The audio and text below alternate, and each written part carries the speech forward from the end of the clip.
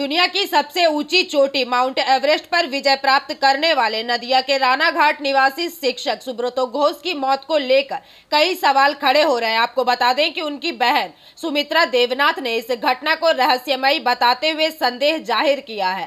प्राप्त जानकारी के अनुसार सुब्रतो घोष ने पिछले महीने 12 तारीख को माउंट एवरेस्ट फतेह की थी, लेकिन चोटी से लौटते समय वे लापता हो गए थे। बाद में भारत सरकार द्वारा उन्हें वापस लाने की कोशिश की गई, लेकिन प्रयास असफल रहा। अब तक उनका शव बरामद नहीं हो पाया है। परिवार को उम्मीद है कि अगले साल जब एवरेस्ट अभियान का रास्ता फिर से खुलेगा, तब सुब्रतो घोष के शव की तलाश दोबारा शुरू की जाएगी। इसी बीच सुब्रतो की बहन सुमित्रा देवनाथ ने उनके अचानक लापता हो जाने और अब तक शव न मिलने को लेकर कुछ संदेह जताया है। যে গতি সেটা সব সময় কিন্তু আমি দেখেছি হচ্ছে ভালো, কখনো পিছনে পড়ার মতো নয়। তাই যখন 15 তারিখে সামিট হলো এই ব্যাপারে নিশ্চিন্ত হয়ে গেলাম, কিন্তু তারপরে যে দুর্ঘটনার আমরা খবরটা পেলাম যে বিভিন্ন ভাই নামতে চাইছে না বা পরে ভাইকে তো আর খুঁজে পাওয়া যায়নি, তাহলে ধরেই নেওয়া হচ্ছে সবাই যেটা বলছে ভাই মারা গেছে।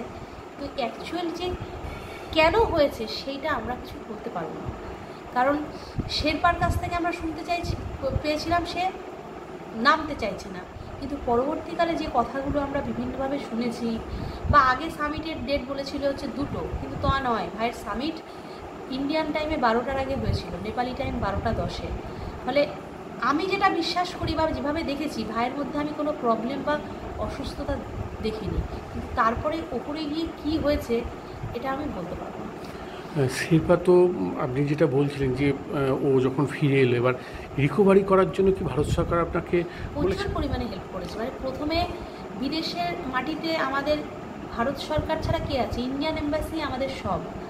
কারণ যখন ভাইকে রেস্কিউ ওপর থেকে করে নামানো হবে, তার পয়সার কথা বলা হলো, তারা ওই এজেন্সি আর কি 7 সামিট যারা দায়িত্ব পেয়েছিল তারা বলেছিল 1,35,00,000 টাকা, মানে আইসিতে নেপালি টাকায় আরও বেশি। আমরা যে পরিমাণ পয়সা ধারদানা করে ওখানে করে গেছি, আমাদের পক্ষে সেটা এত হিউজ অ্যামাউন্ট সম্ভব নয়।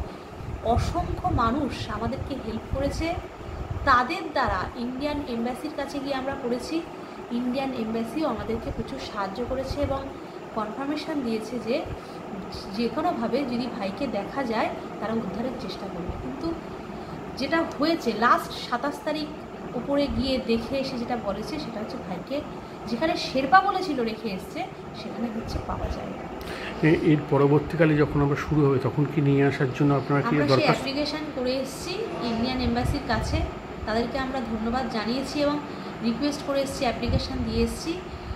এবছর তো এভারেস্ট ক্লাইম্ব শেষ হয়ে গেল, পরের বছর যখন শুরু হবে এইটা, সেই সময় তাকে দেখা গেলে সেই সার্চ অ্যান্ড রেস্কিউর প্রসেস যেন পুরোটা জারি রাখে এবং আমাদেরকে হেল্প করে। তারা সেই কথাটা দিয়েছে যে করবে। আপনার নাম? Sumitra Debnath. Bureau report, PVTV news.